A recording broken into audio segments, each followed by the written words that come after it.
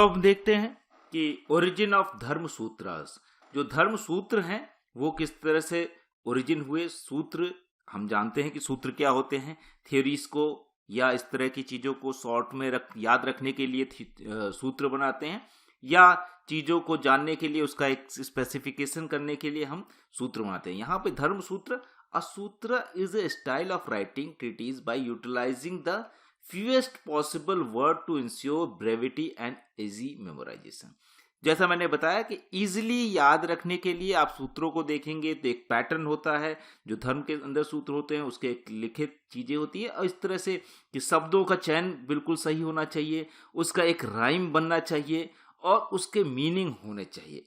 ऐसा नहीं हो कि उसका मीनिंग ना हो राइम बनाने के चक्कर में, या राइम ना ही बने, तो वो सारी चीजें जो है, और जिससे याद रखना बहुत आसान हो सकता है। आप देख सकते हैं जो हमारे दोहे होते हैं या इन सब चीजों को आप देखेंगे तो वो उनका एक रिदम है, उस रिदम में पैटर्न है कि कितनी मात्राएं हो सकती हैं और इस कितना बराबर होना चाहिए, पहली लाइन दूसरी लाइन के बराबर होनी चाहिए, इस तरह की चीजें जो हैं वो कहते हैं सूत्र। द धर्म सूत्र along with Saruta Sutras and Griha Sutras comprise the Kalpa, one among the 6 Vedants, the auxiliary of Vedas। ये सारे जो धर्म सूत्र हैं, सरुता सूत्र, गृह सूत्र, कंप्राइज कल्प सूत्र, ये सारे वेदांश हैं जो कि वेद, जिनसे मिलके वेद को कह सकते हैं वो एक्सप्लेन करते हैं, या वेद को ऑक्सिलरी है कि अगर वेद को समझना है तो इन सूत्रों को भी समझना जरूरी है। The Saruta Sutra deal with the great Vedic sacrifices of Homas, oblation and Soma, other religious matter। जो सरुता सूत्र है वो किससे करता है कि जो हवन होते थे या इस तरह सोम जो होता था, या रिलीजियस जो धार्मिक मामले हैं उनके बारे में ये सूत्र वर्णन करते हैं। अगर हम आगे बढ़ते हैं तो गृह सूत्र deal with domestic ritual. They contain minute rules for the performance of various ceremonies, sanskar, marking every important epoch of the individual's life from conception of cremation। कह सकते हैं कि जो संस्कार हैं या डोमेस्टिक रिचुअल्स, हम कह सकते हैं कि उठने के साथ ही अगर देखें बहुत सी हिंदू फैमिलीज में अलग अलग संस्कार होते हैं कि सूर्य को नमस्कार करना, या पानी देना, जल देना जिसको कहते हैं, या किसी के पैर छूना, या पूजा पाठ करना, इस तरह की जो चीजें। और इसके अलावा अगर आप देखेंगे तो कोई भी चीज हो रही है जो, तो देख सकते हैं जन्म से लेके मृत्यु तक जितने भी संस्कार हैं, चाहे वो जन्म के समय कोई संस्कार किए जाएं या मृत्यु के समय या शादी ब्याह में कोई भी संस्कार किए जाएं, इस तरह के जितने भी घरेलू रिचुअल्स हैं जो जनता या व्यक्ति के सीधे सीधे चीज़ों से जुड़ी है, उसको गृह सूत्र कहते हैं कि उनमें सारी चीज़ें जुड़ी होंगी, चाहे वो शादी हो, ब्याह हो, या इस तरह की कोई फंक्शन हो, या जन्मदिन के अवसर पे कोई चीज़ हो रही हो, या इस तरह की चीज़ें जो कह सकते हैं वो गृह सूत्र में आएंगे। The Dharma Shastra deal with the social uses and customs of everyday life. In them, we see the beginning of civil and criminal law. The important Dharma Sutras are Gautama Sutra, Buddhayana Sutra, and Apstambha Sutra, to the name of few. Means धर्म सूत्र जो है, अब धर्म सूत्र क्योंकि ग्रह के जो चीजें हैं वो तो गृह सूत्र में लिखी हुई है, लेकिन जब हम सोसाइटी में रहना शुरू करते हैं तो तमाम सारी चीजें सोशल कॉन्ट्रैक्ट के थ्रू रहते हैं।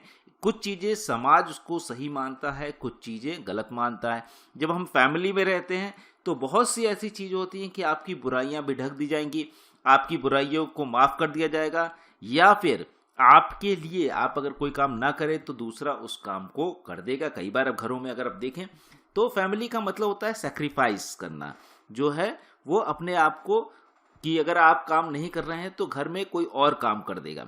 लेकिन अगर समाज में रह रहे हैं तो आपकी अगर ड्यूटी है तो आपको ही काम करना पड़ेगा, और उस ड्यूटी को मनवाने के लिए, जैसे आप ये नहीं कह सकते कि मेरा काम ऑफिस में कोई और कर दे।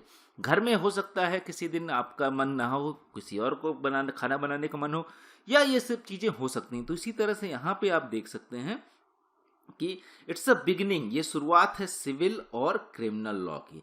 कि सिविल लॉ जिसमें हम ऐसी चीजें करते हैं जिसमें डायरेक्टली किसी को नुकसान ना हो, लेकिन समाज ने जो पैटर्न बनाए हैं उसका नुकसान होता है, तो इसलिए हम उसको सिविल लॉ में रखते हैं।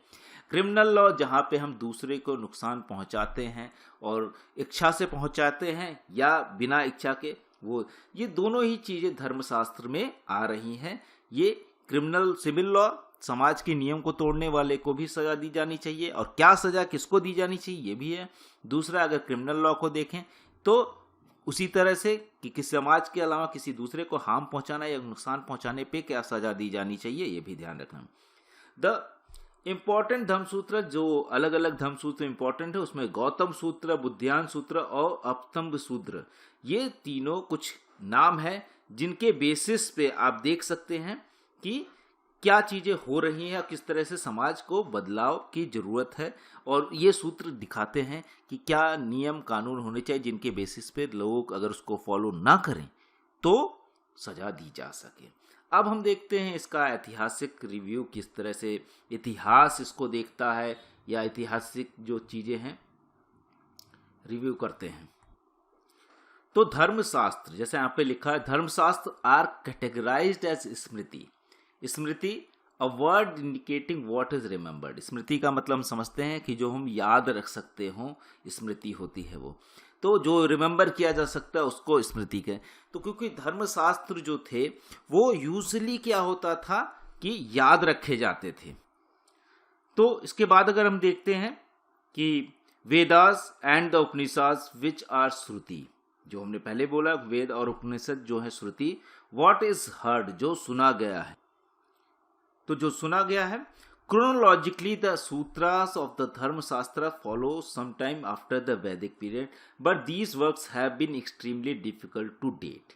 जैसा कि बोला गया, ये सूत्र जो हैं वो धर्मशास्त्र के जो सूत्र हैं वो वैदिक पीरियड के बाद लिखे गए हैं। अगर क्रोनोलॉजी में हम लगाएंगे, अगर उनके समय काल के समय से लगाएंगे या उनके टाइम पीरियड को जानने की कोशिश करेंगे तो वैदिक पीरियड के बाद आएंगे धर्मसूत्र के, क्योंकि उसी समय में सारे धर्मसूत्र की रचना हुई।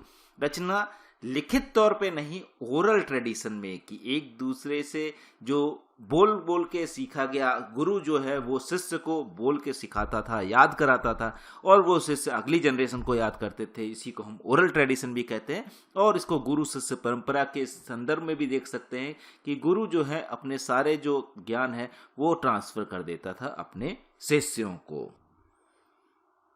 इसके बाद अगर हम देखें, most researchers agree that the first three sutras from which selections are included in this volume, Gautama, Apastamba और Vashishtha, fall sometime between the 6th century BC and the 1st century BC।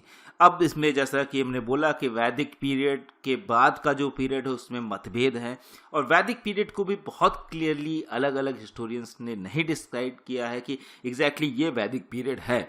लेकिन ये क्लियर है कि वैदिक period के बाद इन धर्म सूत्रों का, जिसमें से कह सकते हैं गौतमा, अपस्तंबा और वशिष्ठ जो है, ये 6th सेंचुरी बीसी से लेके 1st सेंचुरी बीसी, तो लगभग आज से 2000 साल से पुराना ये कह सकते हैं धर्म सूत्रों की रचना हुई या उनका वर्णन हुआ। इन सब चीज़ों को हम देख सकते हैं टाइम फ्रेम में। और उसी समय में अगर हम देखें तो आप अलग अलग चीज़ों को देख सकते हैं। 500 बीसी में बुद्धिज़्म आ जाता है। और अगर हम यूरोपियन थिंकिंग को समझें या यूरोपियन जो पॉलिटिकल साइंस का जो इमर्जेंस है वो भी लगभग 2500 साल पहले सुकरात के समय होता है। बाद में उसमें प्लेटो जैसे कंट्रीब्यूशन आता है, और प्लेटो को कंट्रीब्यूशन को ही हम रियल कंट्रीब्यूशन मानते हैं, क्योंकि सुकरात का भी जो आइडिया था प्लेटो के साथ ही आता है। उसके बाद एरिस्टोटल, ये पूरा जो ग्रीक आइडिया भी है लगभग आप देख सकते हैं कि इसी टाइम फ्रेम में है या इसी के आइडिया पे काम कर रहा है। तो भारत में भी ऑल्दो ये कोई भी नहीं कह सकता there is no concrete evidence that they both are influence with each other, मतलब कि एक दूसरे से कोई इन्फ्लुएंस मिलता है कि हुए प्रभावित या कोई कांटेक्ट था भी कि नहीं, लेकिन कुछ सिमिलरिटीज मिल रही हैं। ऑल्दो थोड़ा सा अलग हो जाता है, क्योंकि जो ग्रीक ट्रेडिशन है सुकरात और एरिस्टोटल या प्लेटो का, वो बहुत साइंटिफिक हो जाता है और यहाँ पे अभी भी धर्म के ऊपर ज़्यादा फोकस किया जाता है। वहाँ पे वो जो धर्म की सत्ता थी उसको चैलेंज करते हैं कि नहीं, राजा जो है धर्म के अनुरूप